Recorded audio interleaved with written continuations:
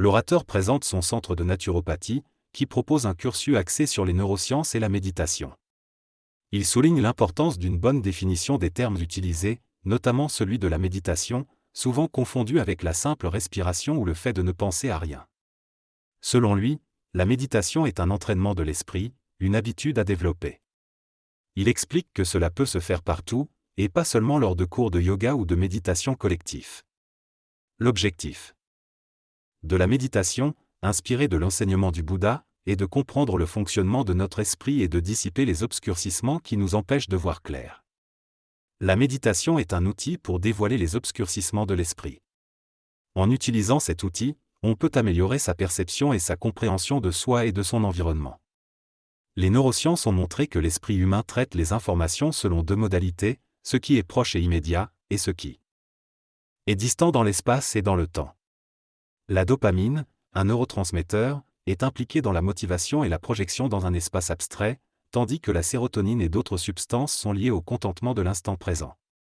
Il y a un constant ping-pong entre le désir et le contentement, et l'autorégulation de l'esprit et de la pensée est nécessaire pour maintenir l'équilibre. La méditation permet de revenir à l'instant présent et d'acquérir une autonomie de la pensée. La méditation permet de s'entraîner à focaliser notre attention sur le moment présent, en utilisant généralement la respiration comme support.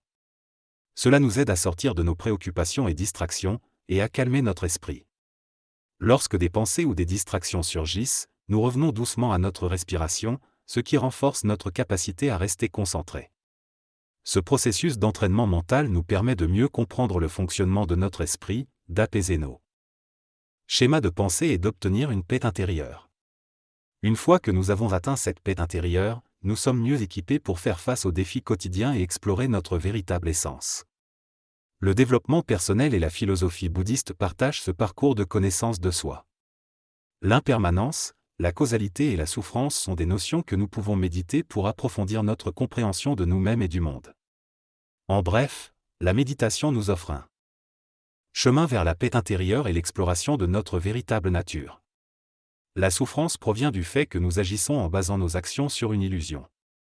Nous avons l'illusion d'avoir un moi, une identité permanente, et d'un monde qui est également permanent et immuable. Mais en réalité, tout est impermanent. Nous savons que les choses changent, que nous nous décomposons et que tout finit par disparaître. Pourtant, nous avons l'impression que les choses sont figées, permanentes. Il est important de réaliser que notre identité n'est pas permanente et qu'il n'y a rien à protéger. Nous ne sommes pas cet moi immuable, mais plutôt un être en constante évolution. Nous devons donc nous rappeler en permanence de l'impermanence des choses et observer le processus de changement. Lorsque nous méditons, nous pouvons également observer l'impermanence des pensées et des émotions. En méditant, nous prenons conscience que les pensées et les émotions apparaissent et disparaissent. Elles ne sont pas permanentes et ne définissent pas notre identité. La méditation nous permet de prendre conscience de la causalité, de comprendre ce qui donne naissance à nos émotions et à nos actions. Elle nous aide à sortir du cycle de l'insatisfaction et de la souffrance en brisant ces schémas répétitifs. Il est important de comprendre que briser ces schémas peut être coûteux pour notre système nerveux, car cela demande de l'énergie, mais cela nous libère de la souffrance. La méditation consiste simplement à s'asseoir, à observer nos distractions mentales sans jugement, et à revenir à notre support, comme la respiration. Au-delà de cela, il est possible d'utiliser des supports tels que l'empathie ou l'amour-propre. L'essentiel est de revenir constamment à notre support, peu importe la distraction. En pratiquant cela, nous nous entraînons à aller loin dans notre esprit et à revenir à notre support. Finalement, la méditation nous aide à réaliser que la souffrance est la douleur à laquelle nous ajoutons une émotion. Il est possible d'observer cette émotion, de la laisser passer et de revenir à notre support. La méditation nous permet de cultiver la conscience de l'impermanence et de briser les schémas de souffrance pour trouver la libération. Dans cette synthèse, l'auteur explique que des recherches ont prouvé les bénéfices de la méditation sur la santé, notamment en observant ce qui se passe dans le cerveau.